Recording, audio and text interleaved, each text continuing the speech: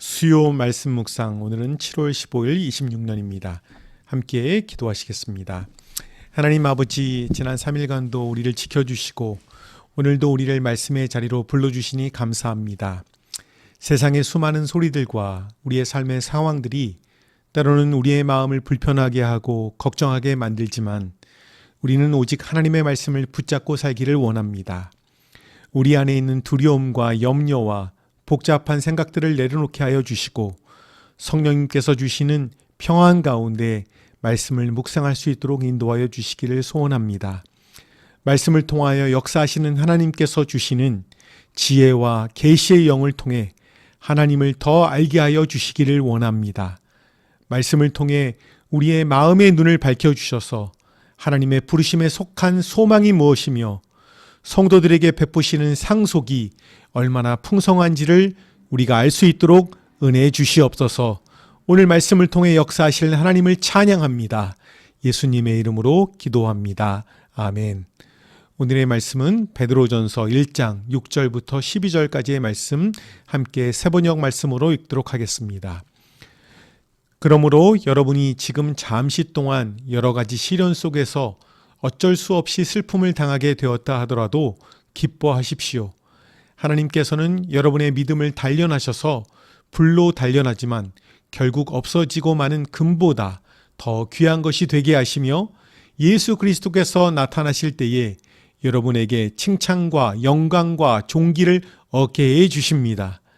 여러분은 그리스도를 본 일이 없으면서도 사랑하며 지금 그를 보지 못하면서도 믿으며 말로 다 표현할 수 없는 즐거움과 영광을 누리면서 기뻐하고 있습니다.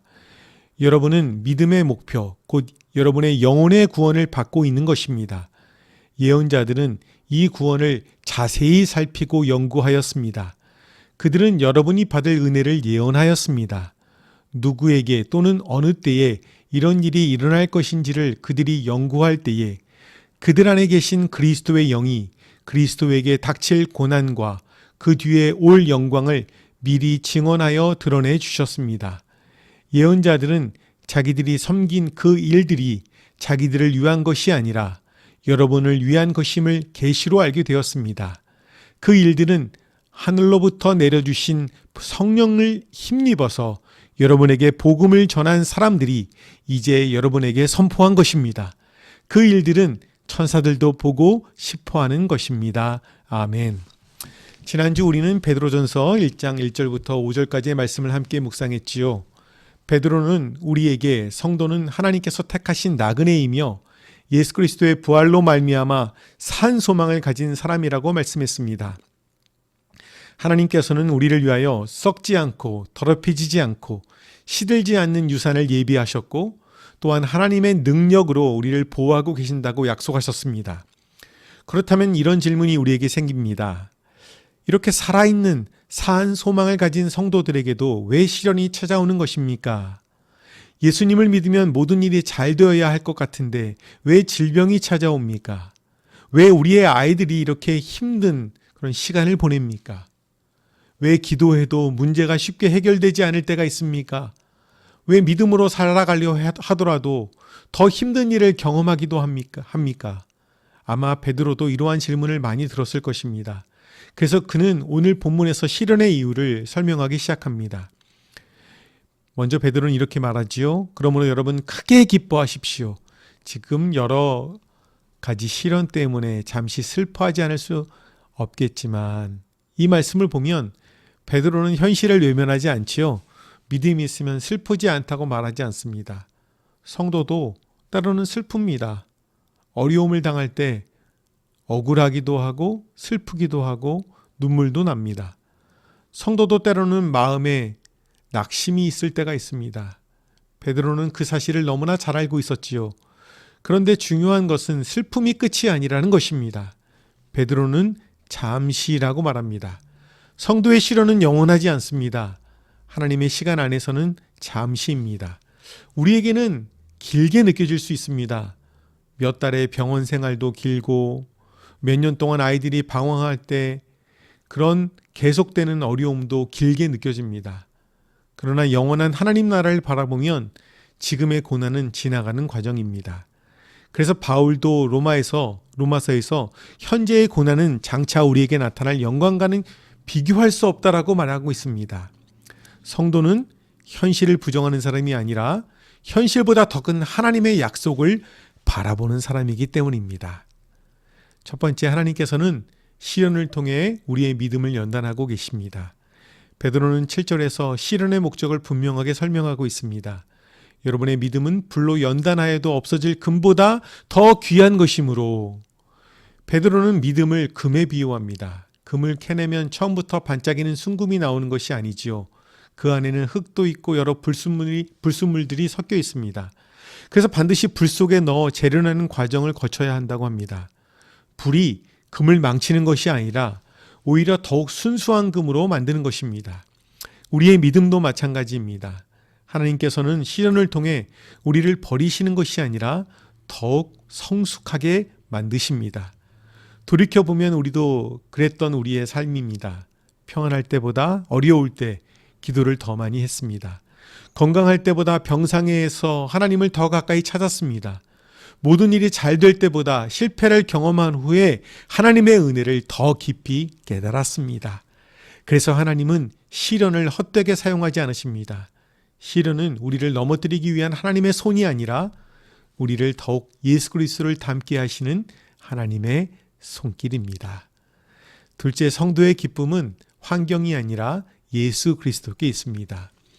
베드로는 계속해서 매우 놀라운 말씀을 합니다. 여러분은 그리스도를 본 일이 없으나 사랑하며 지금도 그분을 보지 못하지만 믿고 있으며 말로 다 표현할 수 없는 영광스러운 기쁨으로 기뻐한다고 말씀하고 있습니다.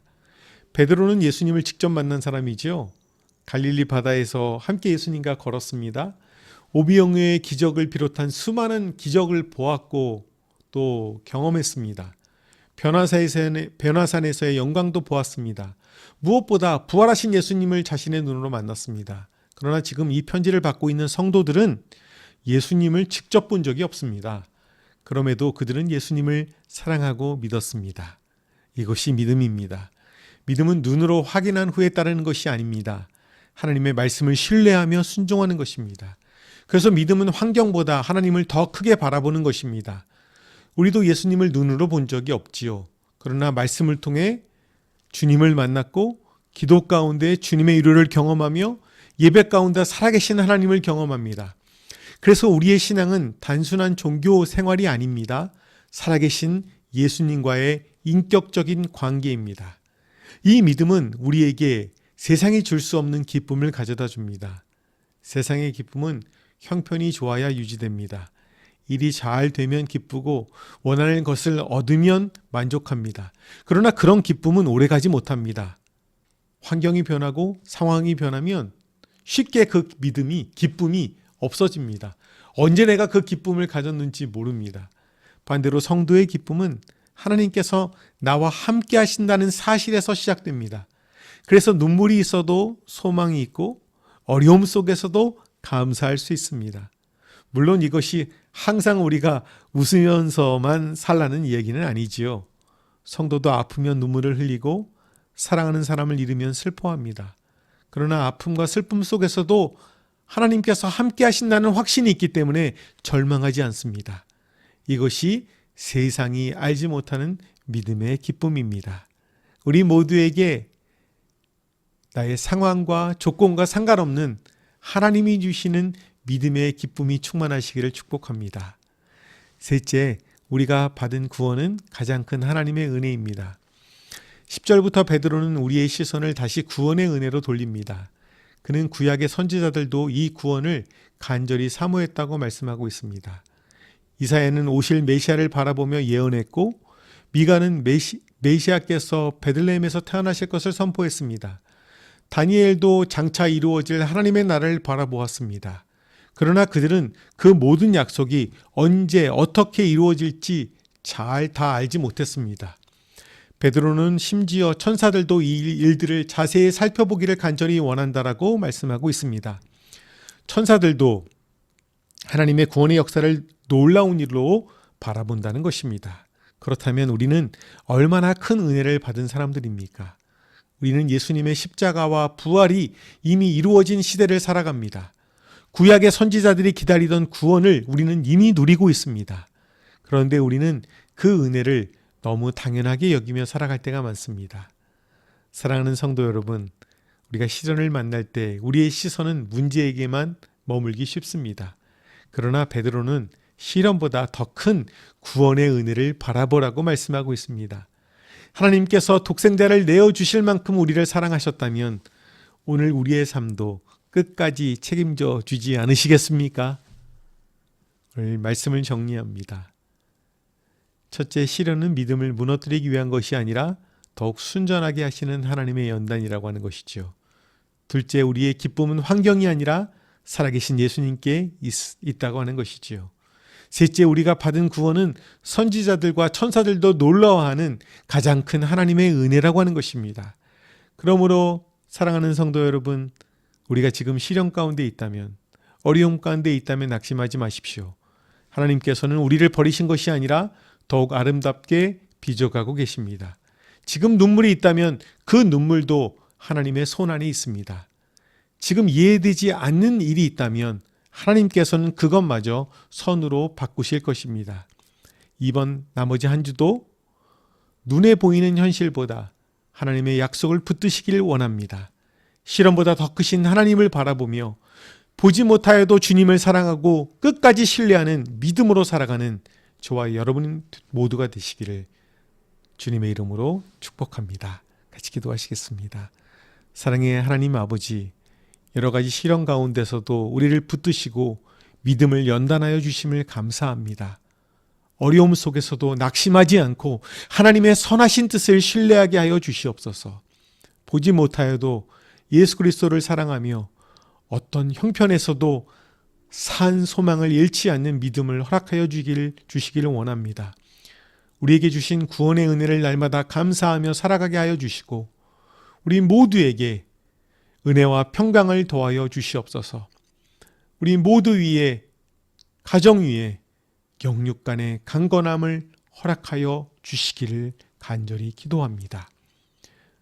나머지 3일간도 성령 충만하여 주님의 기쁨이 되기를 소원하며 예수님의 이름으로 기도합니다. 아멘.